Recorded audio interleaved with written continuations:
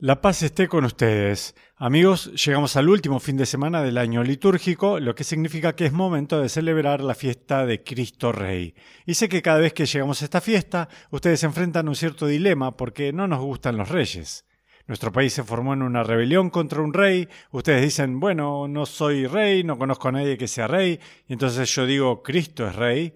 Está bien, supongo, pero ¿qué tiene que ver eso conmigo, verdad? Bueno, en realidad, si lo entendemos correctamente, tiene todo que ver con nosotros. ¿Puedo pedirles, tal vez solo por un momento, que pongan entre paréntesis el lado explícitamente político de la realeza y piensen en ello de esta manera? Un rey es alguien que ordena las cosas hacia un fin. Piensen aquí en un director de orquesta, tiene a todos los músicos y todos los instrumentos frente a él. Él mismo no está emitiendo un sonido, sino que está ordenando todas estas cosas hacia el fin de producir la Quinta Sinfonía de Beethoven o algo similar. Piensen en un general de un ejército. Él mismo no dispara un solo tiro, pero está coordinando todos los elementos del ejército para lograr el gran fin de la victoria en la batalla. Piensen en el padre de una familia que está tratando de ordenar los carismas que tiene ante sí hacia el fin del florecimiento de su familia. Eso es un rey, alguien que ordena las cosas hacia un fin apropiado. Pueden empezar a notarlo ahora. Muchos de nosotros desempeñamos roles reales. Puede que no seamos el rey del mundo, pero somos reyes de nuestra familia. A menudo desempeñamos un rol real en nuestras comunidades. Podemos desempeñar un rol real entre nuestros amigos. Y aquí está la clave. Cada uno de nosotros desempeña un rol real con respecto a sí mismo. Estamos compuestos por todas estas diferentes energías y capacidades, instintos, inclinaciones, y van en diferentes direcciones, ¿verdad? Platón reconoció eso hace mucho tiempo. Son como caballos que van en diferentes direcciones. Los caballos necesitan unas riendas que los unan y los conduzcan a un propósito común. Por lo tanto, mi alma necesita un rey que dirija todas estas energías de la manera correcta. Ahora, ¿cuál es el camino correcto? Bueno, piensen en esto ahora. Ciertamente, todos los que están escuchando, que son bautizados católicos, como parte de la ceremonia se vierte agua sobre su cabeza, sí, pero como parte de la ceremonia fueron crismados en la coronilla. El santo crisma que se usa en la unción de los reyes en la coronilla, porque como bautizados, ustedes son conformados a Cristo, quien es sacerdote, profeta y rey.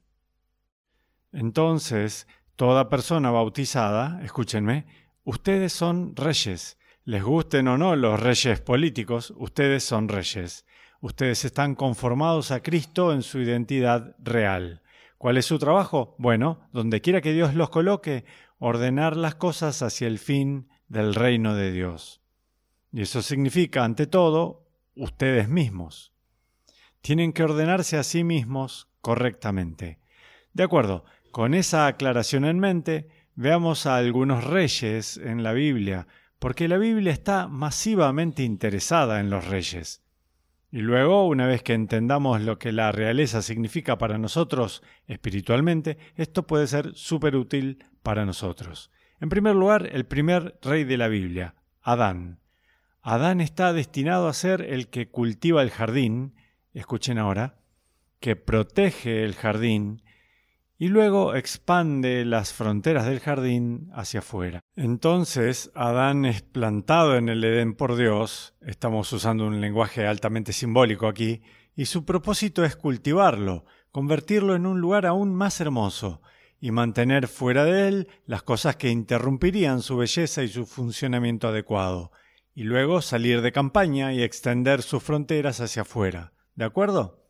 ¿Fue un buen rey? No, fue un rey fallido, y en muchos sentidos esa es la esencia misma del pecado original.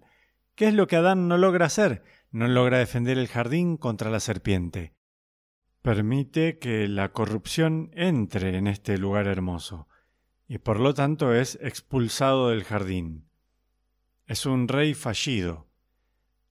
Ahora, piensen en términos de su propia vida. ¿Acaso a veces fallamos en el cultivo del jardín, que es nuestra propia alma? Y, compañeros pecadores, ¿Fallamos en proteger ese jardín floreciente de los enemigos y de las tentaciones? ¿Cuán a menudo nos desviamos porque sucumbimos, como Adán, a tentaciones insignificantes y patéticas, hacia la riqueza o el poder o mi propio ego u honores o lo que sea? Y cuando permito que esas tentaciones entren en mi alma, entonces mi alma se desordena. Soy un mal rey y por lo tanto no propago el buen orden a mi alrededor. De hecho, me convierto en una fuente de desorden para los demás. Adán, el rey fallido. Muy bien, ahora observen, a medida que avanzamos en el Antiguo Testamento, Israel siempre está buscando un verdadero rey. Miren a Abraham, nuestro padre en la fe, el fundador en realidad del pueblo de Israel. ¿Cuál es su gran virtud? Él escucha una voz superior. Oye la voz del Señor y la obedece, a pesar de que lo llama a una tarea muy difícil. Deja tu tierra natal, deja a todos los que conoces y ve en busca de esta tierra prometida. Abraham escucha una voz superior a esa pequeña voz de su propio ego, y sus propias ambiciones y sus propios proyectos y planes. Él escucha la voz de Dios, y en esa medida se convierte en un buen rey de su propia vida y de las vidas de quienes lo rodean. Hay un viejo adagio de Benjamin Franklin, recuerdo haberlo leído cuando era niño, y el adagio es: aquel que no puede obedecer, no puede mandar. Siempre me ha parecido acertado, y se aplica aquí. Si no pueden obedecer, escuchar la voz superior de Dios, no están en posición de mandarse a sí mismos, a su familia, a su comunidad ni a nadie más. Fue una gran lección de Abraham. ¿Qué hay de David? El rey más grande, podemos decir, en Israel. ¿Acaso David en su mejor momento escucha la voz de Dios? Sí, sí. Lean esas historias de nuevo. Cuando David atiende a la voz de Dios, las cosas van bien. En segundo lugar, ¿es David un guerrero? Sí, como todos los reyes de Israel. Moisés es una especie de rey y es un guerrero. Josué. Miren todas las grandes figuras de reyes, todos son luchadores.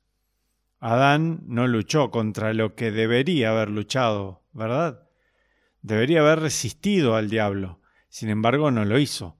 No luchó contra él. Esa fue su perdición.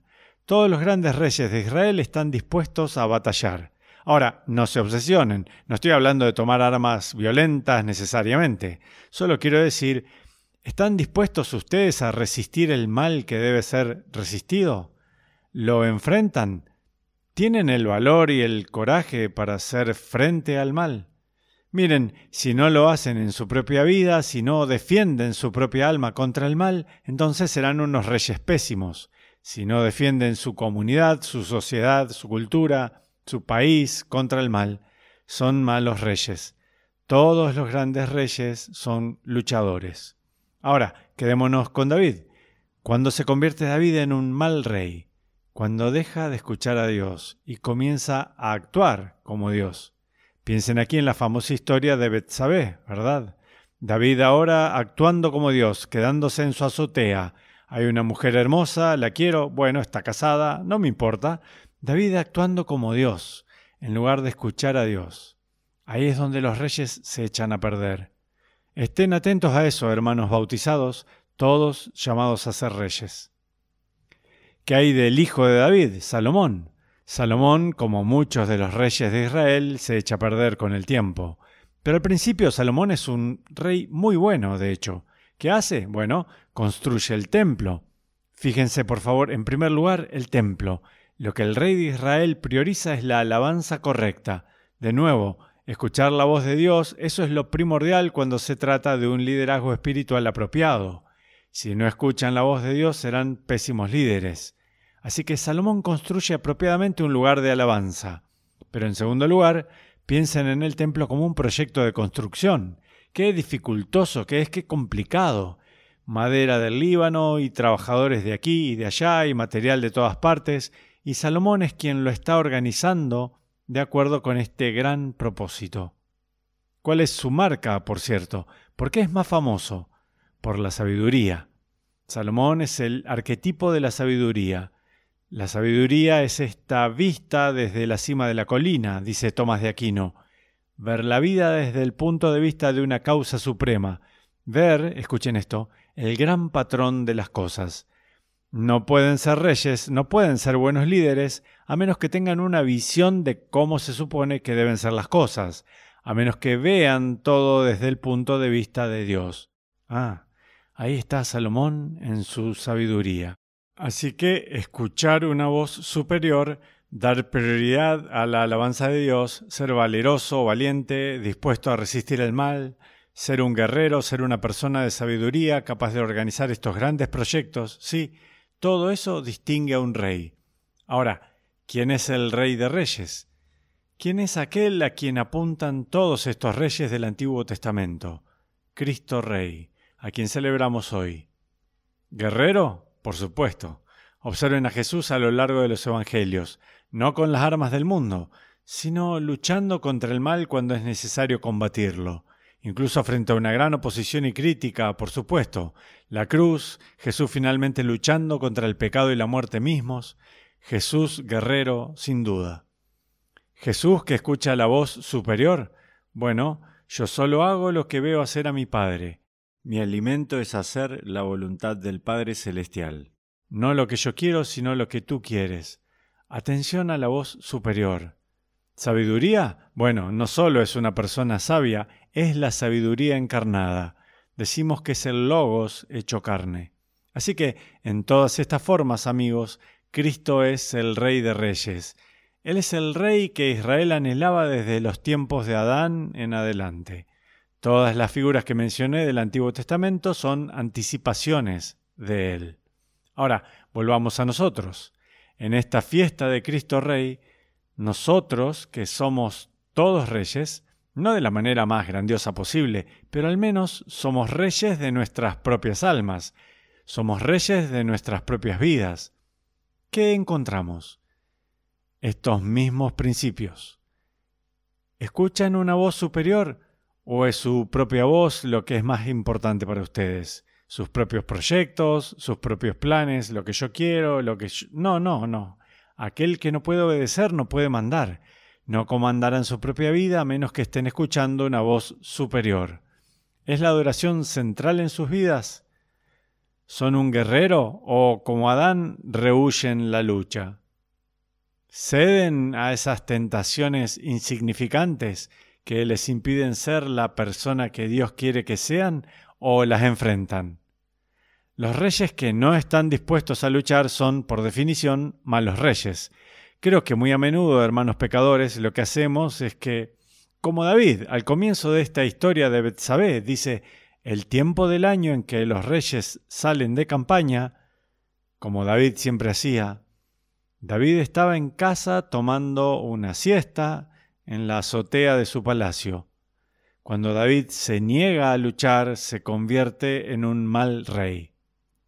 ¿Somos personas de sabiduría como Salomón? Como Jesús, sabiduría hecha carne, ¿vemos nuestras vidas, vemos la realidad desde el punto de vista de la causa suprema? Tómense un tiempo hoy, amigos, para meditar un poco sobre estos reyes del Antiguo Testamento. Todos ellos conducen a Cristo Rey, que es el modelo para todos nosotros, bautizados como sacerdotes, profetas y reyes. Y Dios los bendiga.